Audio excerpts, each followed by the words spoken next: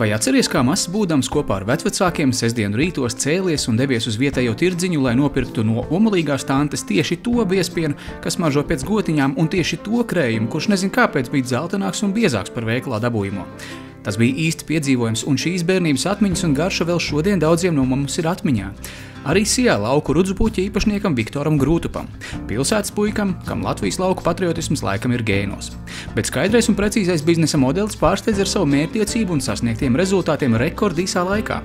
Jau no tā laika, kad gandrīz pirms ceturtdaļgadsimta Vidzemes šosejas malā starp Veco Sēnīti un Murjāņiem glaznainā vietā Gaujas malā radās atpūtas parks visai ģimenei Rāmkalni. Šogadu laikā atpūtas iespējas ir neizmērojamas. Atpūta no visas sirds, bet ar tukšu vēderu jau atpūsties ir grūti, un savu ēdienu ne katrs vēlas ņemt līdzi. Tā radās pirmais veikaliņš un bistro. Tie jau no paša sākuma bija ar vietējo Latvijas garšu. Lai mazie ražotāji var piedāvāt savu preci Rāmkalnos, veidojot Latvijas mājražotāju tirdzniecības kultūru. Nu jau preču sortiments ir kļuvis tik liels, kā ne visu aptvert.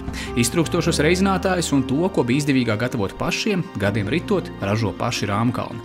Šobrīd Rāmkalnu ogu un augļu našķus, sulas, sīrupus, saldumus, maizi, konditoriju, kūpinājumus, picas pazīst visā Latvijā. Un ne tikai Latvijā, jo Vidzemes šoseja ved braucējs no Latvijas uz Igauniju. Kas maidot saka paši Rāmkalnu darbinieki, viņiem ir vislabākie kaimiņi pasaulē, jo visi šeit ir laipni gaidīti. Ja runājam par sapņiem, kā nu bez tiem? Veidot vēl bagātīgāku un kvalitatīvāku sortimentus Rāmkalnos. Kur ir, tur rodas. Gan apmeklētāji, gan arī jauni virzieni Sijā lauku rudzupuķa tirdzniecībā, jo gan mēs paši, gan mūsu sapņi ir veidoti no viena materiāla. Ja runā par to, kādas mēs vēlamies redzēt Latvijas laukus, tad pirmkārt apdzīvotas, lai Latvijas laukos ir cilvēki, lai viņi tur strādā, dzīvo, mācās, lai lauki neizmirst, tas pats galvenais.